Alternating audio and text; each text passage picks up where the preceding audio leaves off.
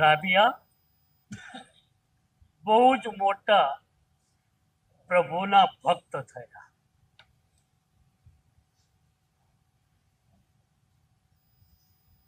એમની એ ભક્તિની ધારા કદાચ કેટલાય જન્મોથી ચાલતી હશે. રાબિયા સંત બન્યા એ પહેલા એક શ્રીમંતને ત્યાં નોકરી કરતા હતા. પગાર બિલકુલ નહીં, માત્ર ખાવા પીવાનું મળે અને કામ ભરચક કરવાનું. સાંજે મહેમાન આવ્યા, રસોઈ પતી ગઈ તો ભૂખ્યા સૂઈ જવા. એટલું તો ઠીક, પણ માલિક બહુ જ કઠોર હૃદયનો માણસ. સેજ રાબિયાની ભૂલ ક્યાંક દેખાઈ જાય, ચાબુક લઈને તૂટી પડે.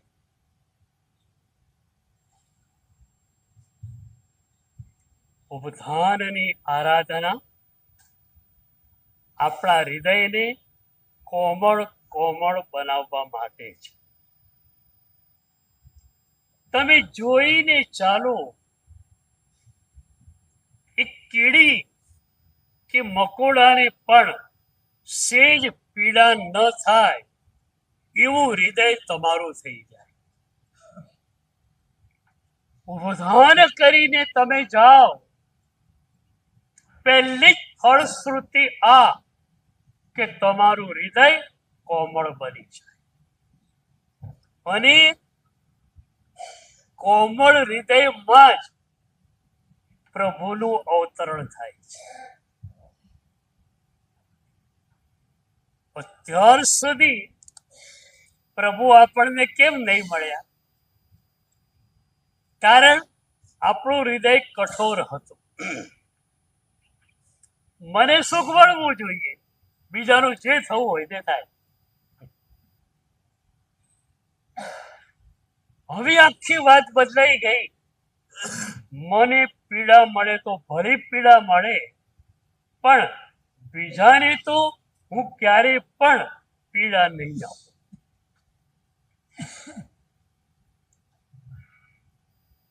માલિક કઠોર હૃદયનો. સેજ કચરો દેખાઈ જાય, કેમ કચરો કેમ બરોબર કાઢ્યો નથી, ચાબુક પર ચાબુક.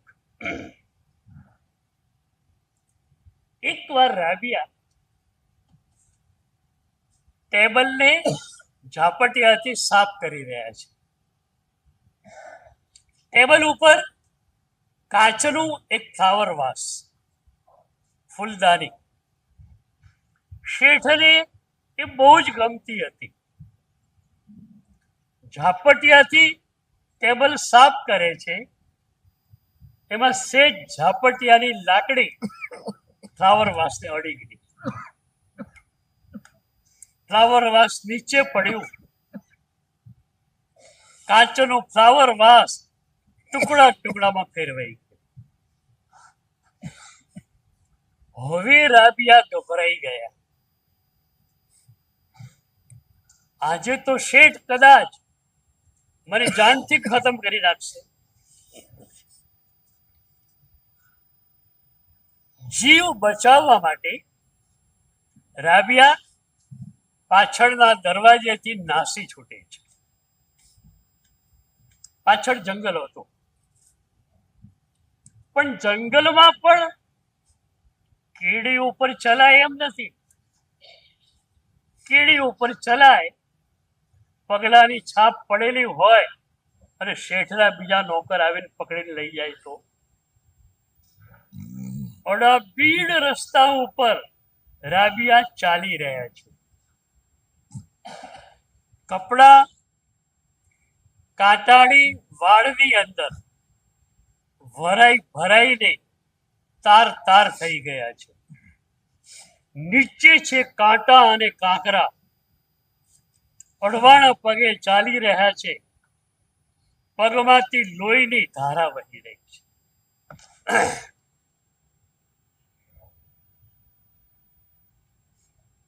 એમાં આગળ ચાલતા સઘન જંગલ આવ્યું. એવું જંગલ દિવસે પણ રાત જેવું લાગે, બિલકુલ પ્રકાશ નહીં. એમાં એક ખાડો હતો. અંધારામાં ખાડો દેખાયો નહીં. રાબિયા ખાડામાં પડ્યા.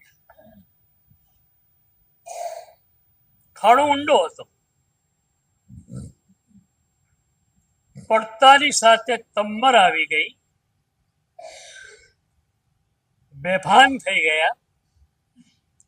થોડી વારે ભાનમાં આવ્યા ત્યારે રાબિયાને થયું કે હવે મારી પાસે શું રહ્યું. સ્વજન સંબંધી કોઈ હતા નહીં, કોઈ જ્ઞાન નથી પોતાની પાસે, ભણેલ નથી. માત્ર બે હાથ અને બે પગને ચલાવીને પેટને ભરવાનું કામ કરતા હતા. લાગે છે કે હાથ અને પગ પણ તૂટી ગયા હશે. હવે શું? મોટામાં મોટો પ્લસ પોઈન્ટ રાબિયાનો એ હતો, એ ક્ષણોમાં એમને પ્રભુ યાદ આવે છે. જન્માંતરીય ભક્તિના પ્રવાહમાં વહીને આવેલા હતા. એ ક્ષણોમાં પ્રભુ એમને યાદ આવે છે અને કહે છે કે પ્રભુ, મારું કોઈ ન રહ્યું. એક હાથ પગ મારા હતા, એ પણ આજે ગયા. પણ પ્રભુ, તું તો મારો છે ને. આ ક્ષણોમાં પણ પ્રભુ પ્રત્યેની પ્રીતિ કેવી છે.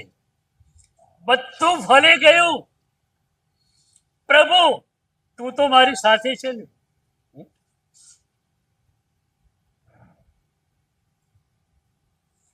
થોડી વારમાં ખાડામાં પ્રકાશ પ્રકાશ ફેલાઈ ગયો. રાબિયાની બૂમ બહારથી કોકે સાંભળી, રાબિયાને ઉચકીને બહાર કાઢ્યા. હાથ પગ તૂટેલા નહોતા, પણ હવે ન હાથની ચિંતા હતી, ન પગની ચિંતા હતી, ન શરીરની ચિંતા. પ્રભુ મારી સાથે છે. એક પ્રભુ તમારી સાથે હોય, બીજા કોઈની જરૂરિયાત નથી હોતી. હમણાંની એક ઘટના તો 50 વર્ષ પહેલાની ઘટના છે. એક બહેનનું પિયર અને સાસરું નજીક નજીકમાં, 4-5 ગામના અંતરે. એ વખતે ગામડામાં કોઈ ટેલિફોન વગેરે નહીં. નજીક નજીક બે ગામો, પણ વચ્ચે જંગલ આવે, એટલે એકલા જવાય નહીં.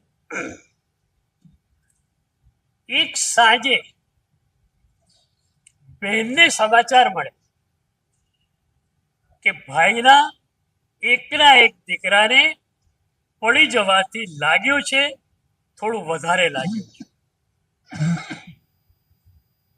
બહેનનો જીવ રહ્યો નહીં. મારે જલ્દીમાં જલ્દી ત્યાં જવું જોઈએ. પતિ બહાર ગયેલા છે. સાંજના સમયે કોઈ માણસ એવો નથી મળતો જે ત્યાં લઈ જાય. 5 કલાક, અડધો કલાક, હવે તો બેનથી રહેવાતું નથી. નીકળી ગઈ. સાંજના 7 વાગે નીકળી ગઈ. અંધારાની અંદર જંગલમાંથી પસાર થઈ અને 9 વાગે ભાઈના ઘરે આવી. ભાઈ તો બેનને જોઈને ખુશ ખુશ થઈ ગયો. દીકરાને લાગેલું પણ હતું, પણ પાટો વગેરે બાંધેલો એટલે સારું હતું. ખબર અંતર પૂછાયા પછી ભાઈએ પૂછ્યું, તું કોની સાથે આવી? તું એકલી આવી? બનેવી તો બહાર ગયેલા છે, બીજો કોઈ માણસ દેખાતો નથી, તું એકલી આવી? એ બાઈ કહે છે, હું એકલી નહોતી, અમે 2 જણા હતા. હું એકલી નહોતી, અમે 2 જણા હતા. બીજું કોણ હતું? મારા ભગવાન.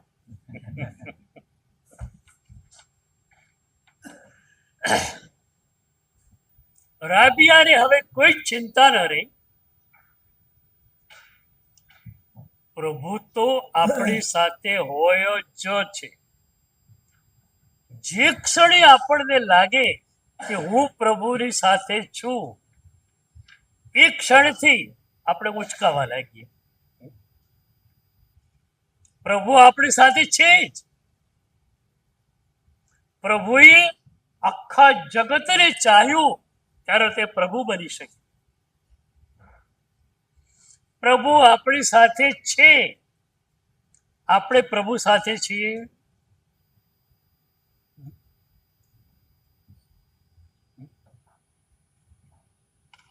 પ્રભુ સાથે બી છીએ, બીજા સાથે પણ છીએ.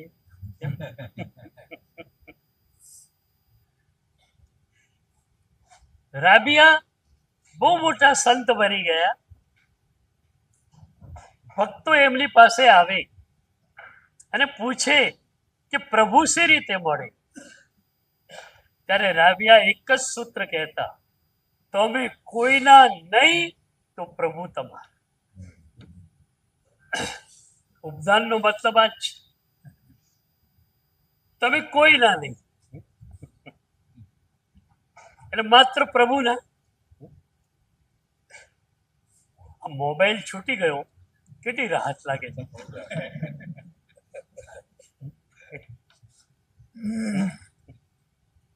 શાંતિ લાગે આમ મોબાઈલ વગર. યાદ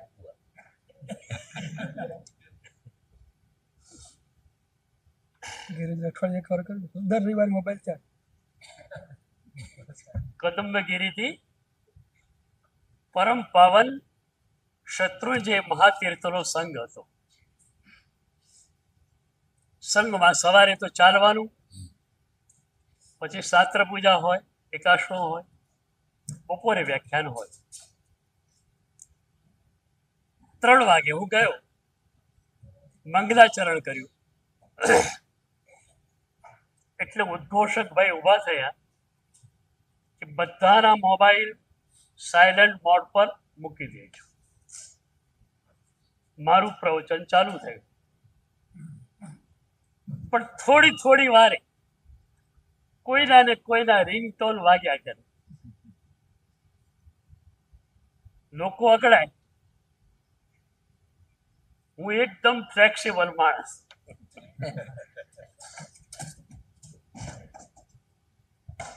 મેં કહ્યું પ્રવચનમાં કે તમે અકળાવો છો કેમ?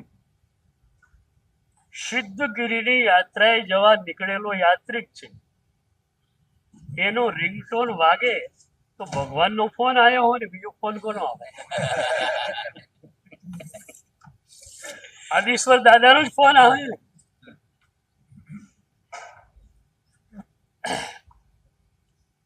બીજી સવારે હું ચાલતો હતો, એક ભાઈ મારી પાસે આવ્યા. મને કે સાહેબ ગઈકાલની તમારી વાત બહુ ગમી ગઈ કે પ્રભુનો ફોન આવે. મારા પર તો પ્રભુનો ફોન નથી આવ્યો. પણ મારે પ્રભુને ફોન કરવો છે, નંબર આપો.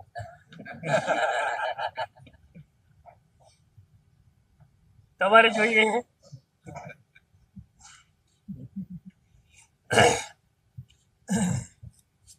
મેં કહ્યું તારા મોબાઈલના બધા નંબર તું ડિલીટ કરે તો ભગવાનનો નંબર આપું. તું જેનાથી વેપારી જોડે વાત કરે, બીજા કોઈ જોડે વાત કરે, એનાથી ભગવાન જોડે વાત કરે. પણ એ બી ખોપરી હતી. મને કે નંબર તો ડિલીટ ન થાય, પણ નવો મોબાઈલ આજ લઈ આવો.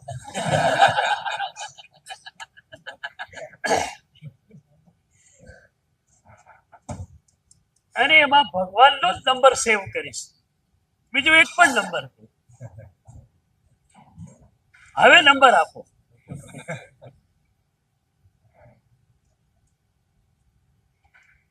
મેં કહ્યું કે ભગવાનનો નંબર યાદ રાખવો બહુ સહેલો છે, પણ લગાડવો બહુ અઘરો છે. મને કે એવું વળે શી રીતે હોય? લગાવડાવું છું, ફટ ફટ ફટ બટન દબાવ્યું. મેં કીધું પ્રભુનો નંબર એકદમ યાદ રહી જાય એવો છે, નોટમાં બી લખવો પડે એમ નથી. 10 × 0 આ પ્રભુનો નંબર. 10 × 0 0 0 0 0 0 10 ટાઈમ લગાડી દો. 10 વાર. તમે બોડીલેસ એક્સપિરિયન્સમાં જાઓ. આજે ઉપવાસ છે ને, ઉપવાસ એટલે શું? એક અર્થ તો તમારા ખ્યાલમાં હશે, ભગવાનની નજીક જવું. ઉપવાસ એવું ઉપધાન. ઉપધાન એટલે શું? સદગુરુની નજીક રહેવું. બીજો એક ઉપધાનનો અર્થ છે સદગુરુનું ઉપનિષદ ભીતરમાં વસી જાય, અને એવું વસી જાય કે ઉપધાન છૂટે અહીંથી, પણ ઉપનિષદ ના છૂટે. એ જ રીતે ઉપવાસની પણ બીજી વ્યાખ્યા છે કે તમને ખાવાનું યાદ ન આવે એ ઉપવાસ. ખાવાનું યાદ જ ના આવે. એક જગ્યાએ ઉપદાન હતા, નિવીનો દિવસ, 12:15 થયેલા, અને મારે હોલમાંથી નીકળવાનું થયું. એ ભાઈ આમ બેઠેલા. મેં કીધું કેમ સાચામાં? મને કે નિવી પસાય.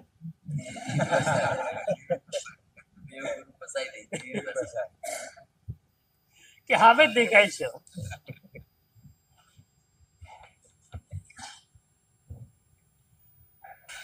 ફરી 3:30 મારે નીકળવાનું થયું હોલમાંથી. લાંબા થઈને સૂતેલા. મેં કીધું કેમ સાચામાં? મને કે નિવી ફસાય.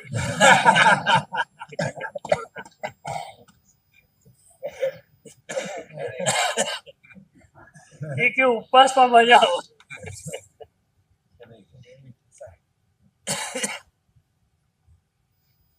10 × 0 એ પ્રભુનો નંબર. શરીર પરની પ્રીતિ નીકળી જાય, નામ ઉપરની પ્રીતિ નીકળી જાય, પદાર્થો પરની પ્રીતિ નીકળી જાય. એ રીતે તમે બીજા બધાની પ્રીતિને કાઢતા જાઓ, વચ્ચે માત્ર એક પ્રભુની પ્રીતિ, ત્યારે નંબર લાગે. બોલો, યાદ રાખવો કેટલો સહેલો? 10 × 0. લગાડવો કેટલો અઘરો? પણ ઉપધાન આ એક પ્રક્રિયા તમને આપે છે.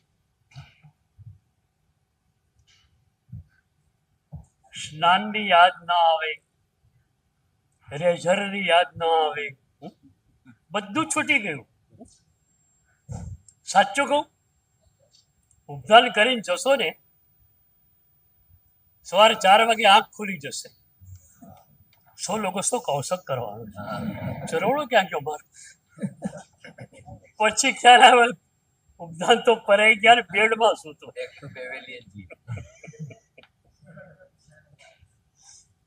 શરીરના સ્તરે ઉપધાન નહીં હોય ત્યારે પણ મનના સ્તરે ઉપધાન. આમ સામાન્ય ત્યાં શું થાય, મનના સ્તરે સંસાર હોય છે, આ મનના સ્તરે પ્રભુ આવી જાય, મનના સ્તરે સાધના આવી જાય, આખું મન બદલાઈ જાય. ખરી સાધના છે મનને બદલવા. અત્યાર સુધીનું મન એવું છે જે પોતાને અનુકૂળ હોય ત્યાં રાગ કરે, પ્રતિકૂળ હોય ત્યાં દ્વેષ કરે. તમે માણસોને પણ 2 ભાગમાં વહેંચી નાખ્યા, સારા અને ખરાબ. સારા કોણ? મારા અહંકારને પંપાળે એ. ખરાબ કોણ? મારા અહંકારને ખોતરે. પણ આ જે અનંત જન્મોથી મળેલું મન હતું, એ મનને પ્રભુ ફેરવી આપે. અત્યાર સુધી શું હતું? તમારા કેન્દ્રમાં હું હતો. હું મને અનુકૂળ હોવો જોઈએ પેલો, મને સારું લાગે તે. હવે એ થશે કે બીજા બધાને સારું લાગે એવું મારે કરવું. મને ગમે તે નથી કરવું. હવે પ્રભુ માને ગમે તે કરવું છે. પૂરું મન બદલાઈ જાય અને મન બદલાઈ જાય પછી જે સાધનાનો આનંદ આવે છે, એ આનંદ અદ્ભુત હોય છે. અઘરું નથી. આમ તો મનને બદલવું અઘરું નથી. હું તો માઇન્ડ ટ્રાન્સપ્લાન્ટેશન નો નિષ્ણાત છું. જૂનું મન આપી દો, નવું મન આપી દો. જેની જેની ઈચ્છા હોય ને, ખુલ્લી ઓફર. માઇન્ડ ટ્રાન્સપ્લાન્ટેશન, તમારા મનને બદલી આપીએ. કેન્દ્રમાં હું છે, કેન્દ્રમાં પ્રભુ આવી જાય. અમે રજો હરણ લીધું, એક ક્ષણે ફરક ક્યાં પડ્યો? ફરક આ જ પડ્યો, કેન્દ્ર બદલાઈ ગયું. કેન્દ્રમાં હું હતું, કેન્દ્રમાં પ્રભુ આવી ગયા, કેન્દ્રમાં પ્રભુની આજ્ઞા આવી. અત્યારે તમારી પાસે પણ તમારા હૃદયના કેન્દ્રમાં પ્રભુની આજ્ઞા છે. મને અનુકૂળ હોય એ રીતે રહેવું એમ નહીં, મારા પ્રભુની આજ્ઞા હોય એ રીતે મારે રહેવું. ખરેખર ઉપધાન તપની આરાધના એટલી સરસ સાધના છે કે આ સાધનામાંથી દીક્ષિત જીવનમાં આવનાર 1-2 નહીં, ન ગણાય એટલા લોકો છે. આ ઉપધાન તપની અંદર પ્રભુની આજ્ઞા પ્રમાણે રહેવાનું અને એ ગમી જાય પછી ઉપધાન પારવું પડે ત્યારે આંખમાંથી આંસુનો ધોધ વહે અને થાય કે નહીં, બસ હવે તો કાયમ માટેનું, જિંદગીભર માટેનું સામાયિક લઈ લઉં અને પ્રભુની આજ્ઞા પ્રમાણે હું. તો આરાધના કરતા કરતા મન ટોટલી બદલાઈ જાય. બાકી તો તમે આઉટડોર પેશન્ટ હો ત્યારે શું થાય? શરીર અહીં બેઠું અને મન ક્યાંય ભાગતું. મારા સાહેબ વ્યાખ્યાન પૂરું નથી કરતા. ઓફિસે જવાનો ટાઈમ થઈ ગયો. અહીંયા તો બધું 12 વાગ્યા સુધી સાહેબ બોલો. ત્યાં ખબર પડે પંકજ સોસાયટીમાં.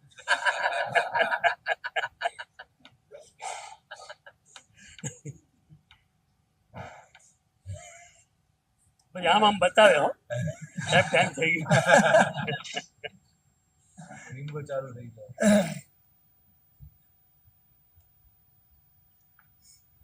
તો આઉટડોર પેશન્ટ તમે હતા ત્યાં સુધી શરીરના સ્તર પર પ્રવચન શ્રવણ રહેતું, મનના સ્તરે પેલી રહેતી જિજ્ઞાસા, ક્યારે ઓફિસે જાઓ, ક્યારે ઓફિસે જાઓ, આજ કયા ક્લાયન્ટ આવવાના છે. તો જે મનમાં સંસાર છે એ મનને બદલવું છે. ગામમાં એક માણસ હતો. એની સાથેના યુવાનોના લગ્ન થઈ ગયા, પણ આનું ચોખ્ઠું ગોઠવાય નહીં. લગ્ન થતા નથી અને મનમાં ઈચ્છા માત્ર લગ્નની છે. મનમાં ઈચ્છા માત્ર લગ્નની છે. હવે એના સપનામાં શું આવે?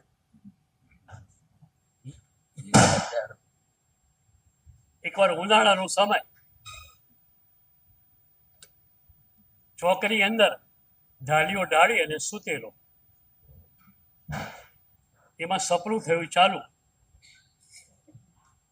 સગપણ થઈ ગયું છે, લગ્નની તિથિ પણ આવી ગઈ, જાન લઈને પહોંચી ગયા, ચોરીમાં બેસી પણ ગયા. ગોર મહારાજ મંત્રો બોલે છે. પછી કહે છે, ભાઈ આપો હાથ. હાથ આપવા તો થન ગળી રહ્યા છે. ક્યાં બની ગયું કે ઉનાળાનો સમય, એક વીછી દરમાંથી નીકળેલો, ખાટલાના પાયે ઉપર ચડેલો અને બરોબર ઓશિકાની બાજુમાં પાંગતે આવીને ભરાઈ બેઠેલો. ઠંડક હતી ને બહાર. આ ભાઈને ગોર મહારાજે કહ્યું, આપો હાથ. એટલે હાથ ઊંચો થયો, રીસન સપનામાં આમ સાક્ષાત, અને સીધો મુકાયો કોના ઉપર? વીછી ઉપર. વીછીએ માર્યો ડાંગ. પછી તો એવી પીડા થઈ, સપનામાંથી બહાર આવી ગયા. ઘરગથ્થુ ઉપાયો કર્યા, પણ હાથ તો દળીનો સોજો આમ બરોબર. સવારે 9 વાગે એનો એક ફ્રેન્ડ આવ્યો અને હાથ જોયો. એટલે શું થયું? વાગે છે શું થયું? ભમરા કરડ્યા? શું થયું? તેણે કહ્યું, ના વાત આવી છે કે વીછી કરડ્યો. તો કે સી રીતે કરડ્યો? તો કે સપનામાં લગ્ન કરવા ગયો. એનો મિત્ર બહુ સારો હતો. એને કોઈ સમજ સપનામાં લગ્ન કરવા જાય તો આ હાલત થાય. સાચા લગ્ન કરે છે.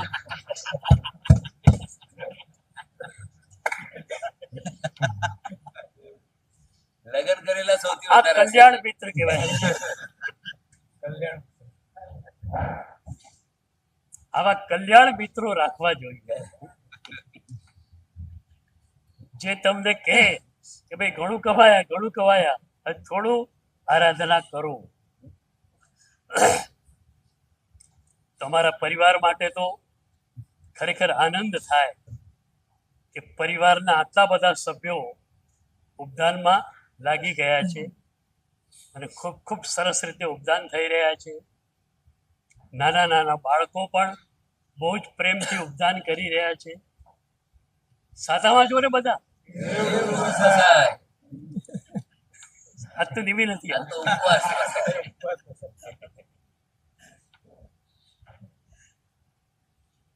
તો સુંદર મજાનો સાધનાનો અવસર મળ્યો છે. ખૂબ ખૂબ સાધના કરી જીવનને પાવન. ધન્યવાદ.